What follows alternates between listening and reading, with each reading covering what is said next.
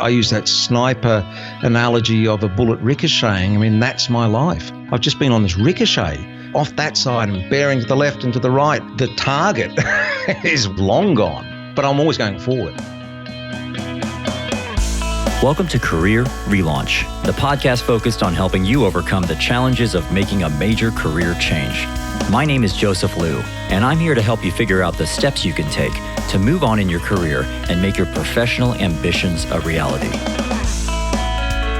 In each episode, we'll be speaking with people who have an inspiring career story to share, learning from the brave leaps they took to pursue something new, and helping you find the clarity, confidence, and courage to make your own brave decisions that improve your career and life. You can subscribe to this podcast by going to careerrelaunch.net, where you can listen to all the latest episodes and get more useful resources to help you navigate your own career journey. Today, my guest is going to share his story of relaunching his career from being an Army sniper to a TV cameraman to a children's magician.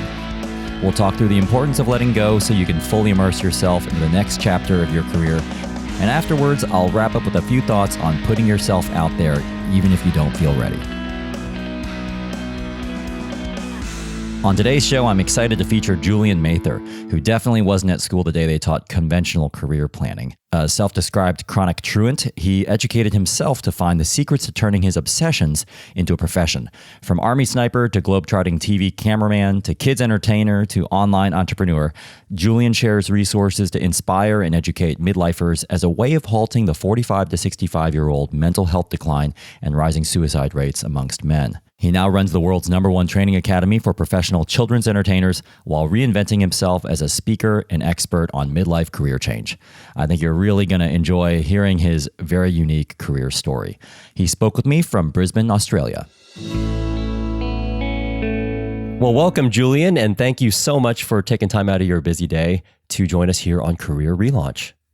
You are most welcome, Joseph. Can you just get us started here by just telling us a little bit more about what you're focused on right now in your career and your life? You've got a very interesting story, and there's a lot of pieces to get to, but let's start with what you're doing right now, and then we'll kind of go back in time and work forward from there. Right now, I'm passionate about working with 40 to 60-year-olds. I'm 55, about getting them digitally literate. There's wonderful opportunities online, but it's been my experience that a lot of people don't know that these are there. And there's also a problem. There's a problem that if you're white, if you're male, if you're 45 to 65 years old and you're a Westerner, you are most likely to suicide. And I think that's just crazy. I don't understand it. And I'm trying to, in my small way, be a part of the jigsaw that solves that problem. Very interesting. So I definitely want to come back and talk at the end about tailor-made career a little bit more, but I would love to just go back in time because you've got one of the most interesting career trajectories I've ever seen. And we get some really interesting people on the show, but I have never had someone on the show who was an Army sniper. Can you take us back in time a little bit, and we'll start from there, and then you've got some other interesting chapters, but I would love to just kick off by talking about your time over there in the Australian Army. I've really got to go back to where it all started, and it all started at school because I did really well at school if you don't count learning, but I did so poorly. I had to repeat my final year at high school, and then I ended up doing worse in my repeat year. So I became a chronic truant, and I self-educated myself at the state library because I knew what I wanted to do, Joseph. I wanted to be a photojournalist. So I studied by myself months and months and months of poring over these photo books. And I realized to be a photojournalist, I needed to have a camera in my hand at all times, and I needed to be where the action was, which was not in my hometown of Brisbane. So I saw an Army recruiting poster, and I went in and asked, could I be a photographer in the Army? And they said, certainly, sir, sign here. But to my naive surprise, that's when the yelling started, and it didn't stop. And they put me in the infantry. I'd been duped. So when I was in the Army, I looked for somewhere where I could get some peace and quiet and get away from all this yelling. And I found a place. I became a sniper. And my job description read verbatim, you must have a personality which allows you to kill calmly and deliberately. And honestly, my heart wasn't really in it because that part of me that's designed to kill people, it's not very big. So there I was, lying in wait, looking through my crosshairs, but I was still dreaming of being a photojournalist. which is simply telling a story with pictures. And I realized that looking through my telescopic sights, like I was looking through a camera. So I started the process of making imaginary movies. And essentially, I self-educated myself in filmmaking. So I went from being trained to shoot people with a rifle to shooting people with a camera, which is much more socially acceptable, I might add. Now, hang on just a second. I got to stop you there because I would love to just hear a little bit more about you being in the Army and the fact that you became a sniper, even though that wasn't what you had in mind. How did you reconcile that? How I reconciled that was that I'm male and I have this brain which is compartmentalized, and I just open a box and all the information and the knowledge goes in that box, and I work with that box, and then if I move on to the next thing, I close that box and open another box. I've just got a very, very project-driven mind. Were there any aspects of being a sniper that did sit well with who you were? Oh, gosh, yeah. I could indulge in my antisocial behaviors because, essentially, Joseph, I'm an introvert. You're going to hear part of my story later, how I've trained myself out of that. But I'm a cave dweller. This is what I love doing. I love getting by myself with my own thoughts and essentially not talking to people. So that part really, really suited me. You're right. There are all sorts of roles you could have in the Army, but yeah, it's a very introverted role. I never thought of it like that, but you're spending a lot of time by yourself, I would suppose. You work by yourself. You also work in teams of two, which I've got to tell you, it was really, really hard. Because when you work with someone in a team of two, you're tasked, and you might be tasked for 48 hours, and you are literally touching this person for 48 hours. You're in a hide, side by side. It's a very unusual situation to be in. So what happened next for you? So you're an Army sniper. You're spending a lot of time by yourself or with your partner there. When did the gears start to turn for you, and how did they start to turn that maybe you should go off and do something else? I still wanted to be a photojournalist, and I started this process of training myself in filmmaking. So, I just got, it was pre-internet, and I used to go and get whatever books I could out of the library and start training, because this is the first step of what I always do, and I've had many career changes, is I immerse myself. And so whatever the next project I'm going to move or next phase I'm moving into, I literally just get in and I read and I listen. I get every bit of information.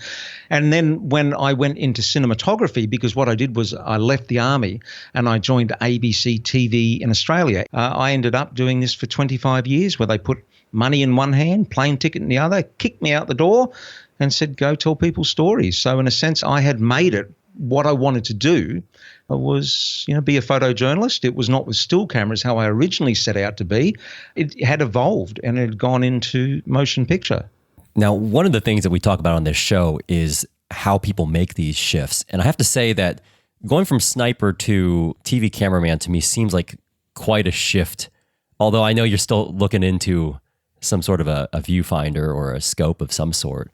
Yeah. But can you just explain, what was that transition like for you? It's interesting because being a cameraman is both problem solving and creativity at the same time, which are two strengths that I really, really have. So even though I didn't have the creative side in the Army, I certainly had that problem solving. So there was that transition across that was quite a natural flow. But really, the transition from being a sniper to camera work was not as big a transition as my careers I did further on. Now, speaking of which, you did have another transition after that. And I'm really interested to talk about this because I know you eventually ended up becoming a children's magician. But before that, when we talked for the first time, you described to me the emotions that were involved with leaving your cameraman world behind to go do something else. Can you walk us through that transition? After 25 years, I'd met so many VIPs, and that's very inspiring people. And they were out there making a difference. And, that just infuses me, and that's what I wanted to do too. And even though I was doing little projects here and there, nothing was gaining traction. And I started to think it was just me, that I wasn't good enough to do the things that all these other people seemed to be able to do. And then one day I had the simplest of realizations. I realized that all these people who were making a difference, they were in front of the camera And that's where I needed to be. But I was behind the camera. And the only way for me to be in front of the camera was to leave behind the camera. I couldn't be in two places at once. So I left and I cried. I mourned my career. I was leaving 25 years of everything I had worked so hard for. I mean, it was really the very fabric of who I was. But you know what? That morning, that was the best thing, because it's incredibly important to let go, because it's only when you let go that you can start a fresh job, a fresh life. Just get out there and give it your all.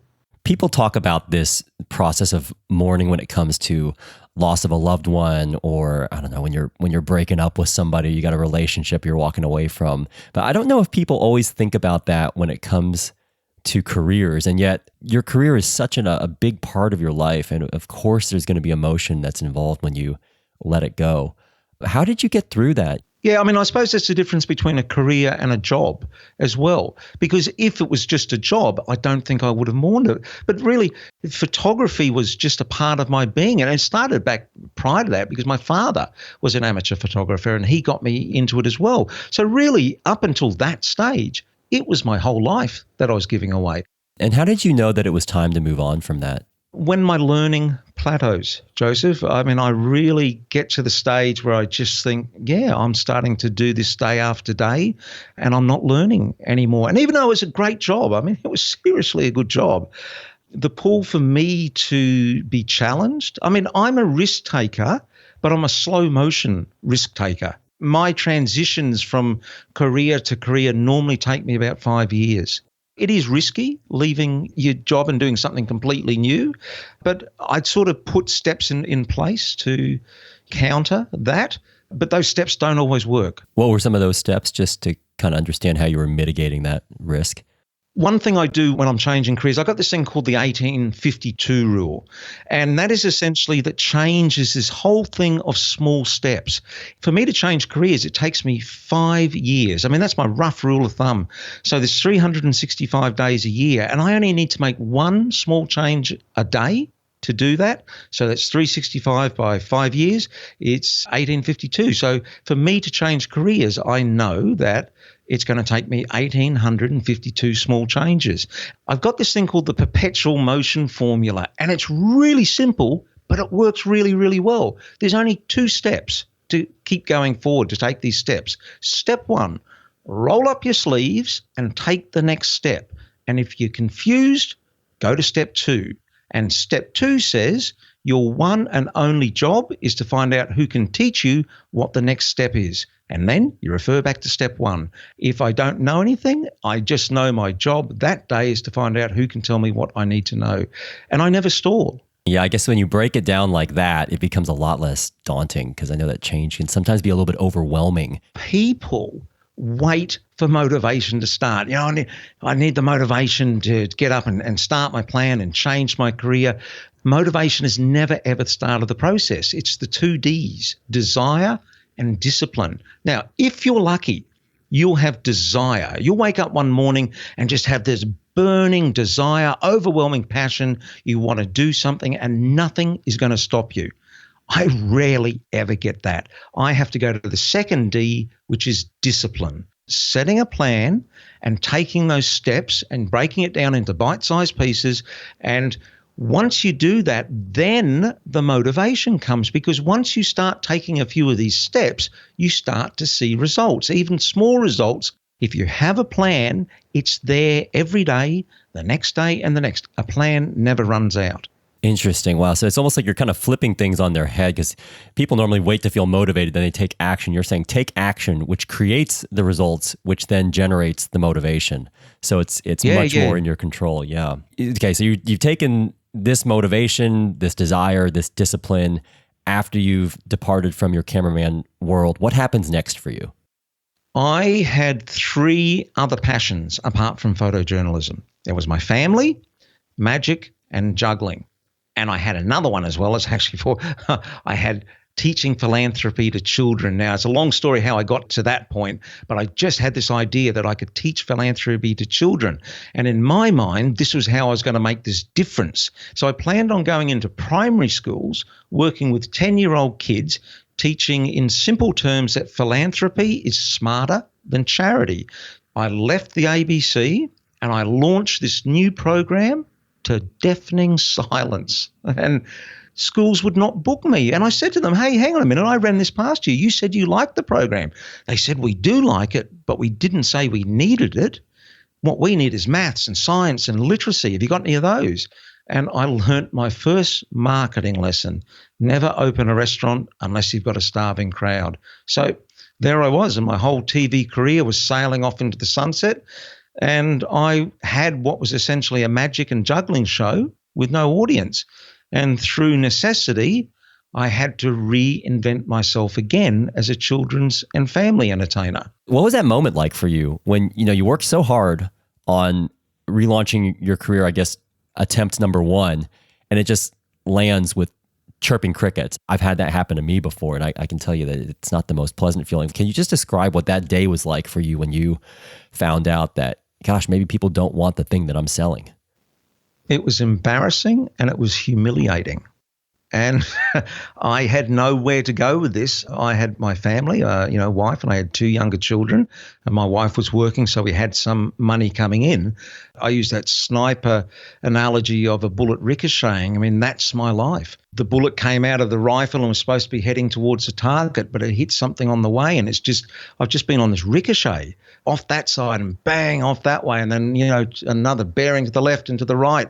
The target is long gone. I don't know where I'm going, but I'm always going forward. When I don't know what to do, my first job is to find out the people who can tell me what I need to know. And so I knew how to do the magic and juggling show. I had that, but I needed to learn about basic business. But I can't believe how naive I was about the world of business. I knew nothing about it, but I had to learn. So you learn that, and then you start to reinvent yourself in another way. Can you just describe what that reinvention was? So that reinvention was as a local children's and family entertainer, doing family shows, school shows, birthday parties, and I did that for 7 years. And the more and more I got deeper into the world of magic, the more and more I realized that there were these long-held beliefs in the world of magic that I didn't subscribe to about the way you structured shows. So I started this thing that was called Julian's Magician School, and it started to get traction. And now it's got about 140,000 subscribers. It's got over 30 million views. But I started to make a difference where I never expected it. And the thing was, about a third of my audience was actually adults, and they were right into this confidence building aspects of being able to take simple tricks and stand up in front of people and just tell a joke and, be the life of the party. And I started to get emails, and this need I had inside of me to want to make a difference was happening where I least expected it. I was just thinking, as you were talking about that, I was thinking back to have you heard of Patch Adams? The clown, oh, yeah. The clown that goes so. who went into hospitals. And actually, I met Patch Adams many years ago when I was in my high school years. And I just think that what you're describing, using magic as an enabler, as a vehicle to have an impact on these audiences, to me is just really inspiring. And it's not an aspect of magic that I always think about. People have to understand that there are no gatekeepers online. If you've worked in a corporate job all your life, if you need to have something done or you've got an idea, you've got to take it to someone. You've got to ask permission. When you start working online, these gatekeepers go. It's really is democratized out there. Absolutely. The speed of implementation, if you have an idea, if you have a point of view, if you have a business idea that you want to run and test, my goodness, you can get the thing up in a couple of hours if you want, and you don't have to ask anyone. This whole process of putting out your personal brand is very much democratized, whether you're using Facebook or YouTube or Instagram, whatever. And yet a lot of people hesitate to do that. How did you work through that? Was that an issue for you at all? It was a huge issue. I mean, I came from a background of very low confidence, of very low self-esteem. I don't mind talking about that. Starting to be confident in my own opinions and putting them out there, doing it in the world online where you get trolls and haters, it all kicks you. You know what you learn after a while? You don't bleed. People would criticize me online with a particular view, but I'd go up and my family would say hello to me and my wife would hug me and my dog would wag its tail. Life goes on. I think we put too much weight, upon what other people think, and it's just what they think. When we spoke before, you had described to me your 5 steps to making a career change. You've alluded to 3 of them already. Immerse yourself, the 1852 rule, never wait to be motivated. What I would be really interested to hear about now, because I think it relates to the topic of what we're talking about, is this idea of pushing send. Can you explain to me how you push send? Yeah, so this idea of just, it's like push the send button. Have you ever driven off in your car and you think something's wrong? It doesn't seem to be driving right. And then you realize you got your parking brake still on. Yes, that has definitely happened to me. Yes. That is what not asking questions is like through life. Once you start to ask questions, all of a sudden you're freed up. And it's not like going through life with the parking brake on. And because you go back into this beginner's mindset, it's a blessed thing. When you ask a question, when you push send, quite often you're going to get no as the answer back. But no does not mean no. I always thought it did. I was very sensitive. If someone said no, well, they meant no. No, they don't mean no. If I contacted you, Joseph, to be on your podcast and you had said no to me, I would have thought, well, okay, that could be for any one of 1,000 reasons. It doesn't mean Joseph doesn't like me, or doesn't think what I'm doing isn't worthy. It could have been the business was in a thing. It could have been your podcast sequence was full up for the year. Right. There's a whole heap of reasons. No does not mean no. I think the one I struggle with the most, Julian, is when there's no response at all. You reach out to somebody, you pitch yourself, and you just hear nothing. Yeah. Do you have a tactic or a strategy of dealing with whatever you want to call it, rejection or lack of responsiveness from people? I just don't take it personally anymore. I used to take it so personally. I just don't take it personally now. I'll actually make a spreadsheet up and I'll go, there's my series of dates that I'm putting in there. I'll send out an email. And if I don't hear anything back, I'll do a follow-up email in a week. If I don't hear anything back, I'll do another follow-up email in a week. And then I'll do one in 3 months. And then I'll do one in 6 months. And I'll do one in 12 months. And probably if after a year I haven't heard, maybe I'll give it up then. But I don't take it personally. So finally, Julian, before we talk about your current projects, I've just been listening to your story here, and I've just been really fascinated about how you've been able to navigate so many career changes in a way that has left you stronger, wiser. Do you have any advice that you'd like to share with people who are considering to make a career change? One thing I do tell younger people these days is to go out and lead an authentic life. And what I mean is, online you get people who go, I'm going to travel every country in the world in 6 months. And, they make a blog about it. It's not all authentic. That's just going to wear out. You're better off just, something you are passionate about, just going out and start living your life. Because that's where the stories are going to come from, and if creating a personal brand is what you're about, it just takes time. It does take time. You're absolutely right. It's not something you can really accelerate or speed up or shortcut. Yeah. I'd love to wrap up by just talking a little bit more about Tailor-Made Career, which I know is all about showing 40 to 60-year-olds how to discover hidden knowledge assets and turn them into income. Can you just take us through a little bit more detail what Tailor-Made Career is about? So what I'm doing is I have a site, it's called Tailor-Made Career, and I'm offering training for 40 to 60-year-olds. And about the first step of that training is getting them to realize that they have knowledge in their head that people are willing to pay for. It's a brave new world out there online. They just don't understand that yet. So, if you go to Tailor-Made Career, the first thing you do is you'll get a guide which will help you release and unlock that knowledge in your head and show you've actually got something to say, and people are willing to pay for it. So Tailor-Made Career is offering different tools, and one of those that people can get is a free 12-part course on how to create your own podcast if you want to do that. And it's really easy and it's actually quite cheap. So Julian, where can people go if they want to learn more about Tailor-Made Career? Go to tailormadecareer.com. And if you want to find out other projects I'm working on, you can go to julianmather.com. Fantastic, Julian. Well, we will definitely include all those links in the show notes, including your YouTube channel, which is very fun to browse through. So thank you so much for taking us through your fascinating career, walking us through the importance of motivation being within your control, discipline, breaking things down into manageable steps, and also just giving us a glimpse into some really unique and interesting industries. So thank you so much for your time today. Okay, thanks, Joseph. Bye now. So I hope you enjoyed hearing Julian's thoughts on how to embrace the twists and turns in your career, the power of immersing yourself in your interests, and the importance of letting go. Now it's time to wrap up with today's Mental Fuel, where I'll be sharing my own thoughts on the importance of putting yourself out there. This is the part of the show called Mental Fuel, where I finish the show with a brief personal story related to one of the topics we covered today and wrap up with a simple challenge for you to help you move forward with your own career goals. So for today's Mental Fuel, I'm going to pick up on one of the topics Julian touched on about putting yourself out there and just going for it when it comes to an idea you've been thinking about pursuing in your career.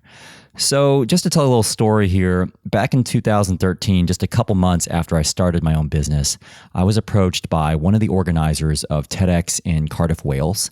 They had seen me speak at another conference, and they wanted to see if I wanted to pitch to be a speaker for their upcoming TEDx conference in 2014.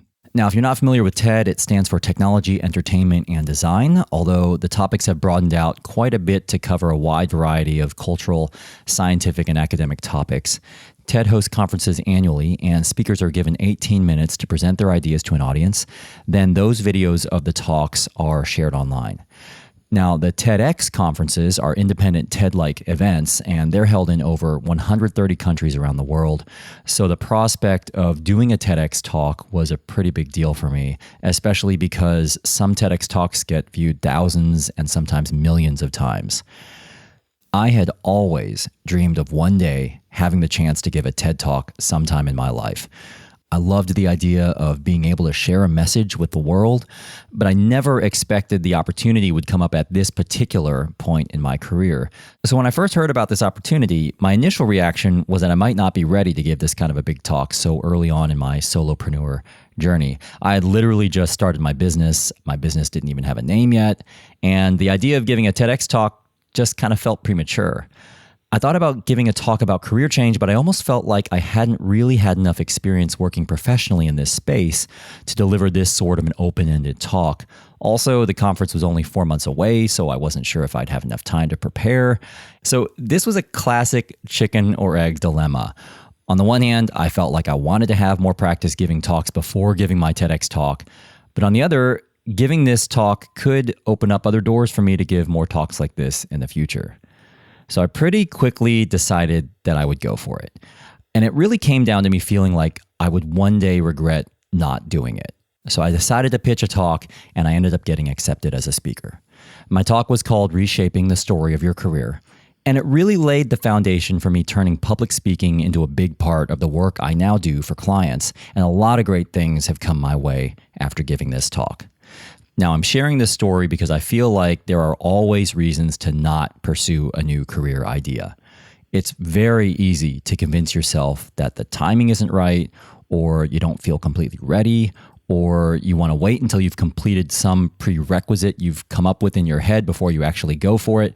And I will admit that I'm very good at coming up with practical reasons why I shouldn't do something.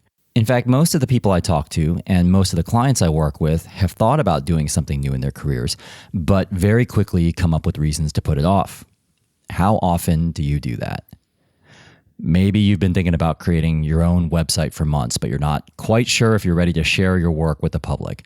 Maybe you've been thinking about writing a post on LinkedIn or Medium, sharing your point of view on something you're passionate about. Or maybe you've been thinking about reaching out to someone at a dream company you've been wanting to work for, but you just don't feel like you have all the necessary experiences to be taken seriously quite yet. There are always going to be reasons to not do something. At the same time, it's incredible what sort of opportunities can come up for you if you put yourself out there and just try. What I've found is that the best things have happened to me when I've put myself out there and stepped forward to do something that felt a little scary or a bit audacious. Because that intersection between comfort and risk is where some of the most unique exciting new opportunities can open up for you. This reminds me of a quote from the famous hockey player Wayne Gretzky. You miss 100% of the shots you don't take. So my challenge to you is to take a brave step and go for it. If you've been thinking about pursuing some idea that could take your career in a new direction, what's one specific action you could take today to move you closer to making that idea a reality? Now, most experts say that sharing your desired actions and goals with others makes you much more likely to achieve those goals. So I'd love for you to share the step you're going to take to put yourself out there. You can leave a comment at careerrelaunch.net/episode 13, where you can also find a summary of the key ideas and links mentioned today. While you're there, you can also check out my free career hub, where you can find some worksheets and tools to help you stay on track with your goals. And I've also got a link there to Julian's Magician School on YouTube, where you can see him in action and learn a few magic tricks. That's careerrelaunch.net/episode 13.